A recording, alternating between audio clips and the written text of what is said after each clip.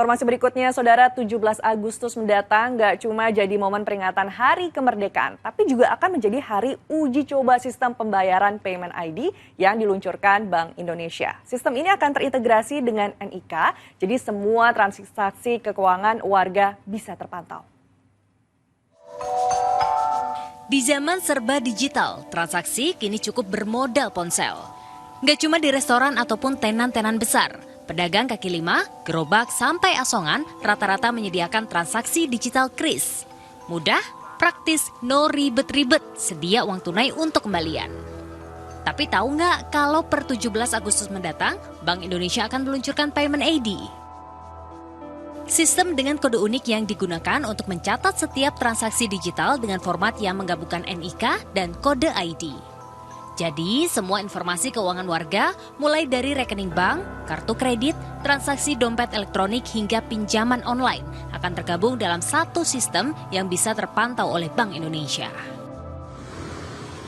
Nah, ini saya baru aja belanja, bayarnya pakai kris. Memang sekarang semua serba transaksi digital ya. Bahkan di pedagang kaki lima sekalipun kayak gini nih.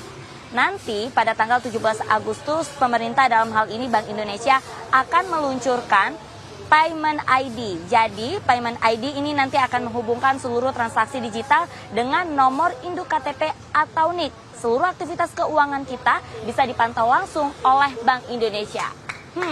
Kira-kira pada setuju nggak ya?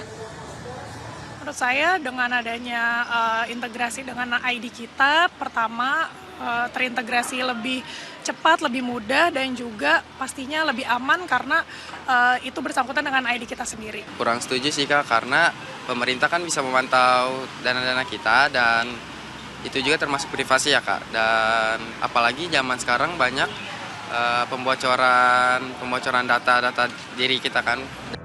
Sistem ini masih bersifat uji coba. Tapi kalau nanti benar-benar berfungsi, maka bisa dengan mudah mendeteksi tindak pidana ataupun potensi kecurangan, termasuk memantau aliran dana bansos agar tepat sasaran. Jangan sampai ya, pagi terima bansos, sorenya top up saldo judi online. Tapi ada juga nih catatannya. Dan pemerintah juga harus mengakui bahwa untuk infrastruktur kebijakan soal perlindungan data pribadi, kemudian keamanan transaksi dan sebagainya itu masih kurang. Makanya ini yang dikhawatirkan oleh masyarakat banyak adalah keamanan data mereka, keamanan transaksi mereka ketika disinkronkan melalui Payment ID apakah terjamin atau tidak. Menjawab keresahan warga, Bank Indonesia pun buka suara. Saya sadar, begitu saya misalnya sharing ke Kementerian atau lembaga, itu data bisa bocor. Tapi kementerian atau lembaga itu tidak akan pernah tahu karena data NIK segala macam kita hash. Hash itu artinya kita security kan. Dia nggak tahu ini data apa. Jadi nggak semuanya digelondongin gitu ya? Enggak. Sebelum benar-benar terrealisasi, Bank Indonesia dan pemerintah mesti kompak memastikan infrastrukturnya mumpuni dan data pribadi warga terlindungi. Intinya, jangan sampai mengorbankan hak privasi warga hanya demi menggenjot pendapatan pajak negara. Tim Liputan Amnesty TV melaporkan.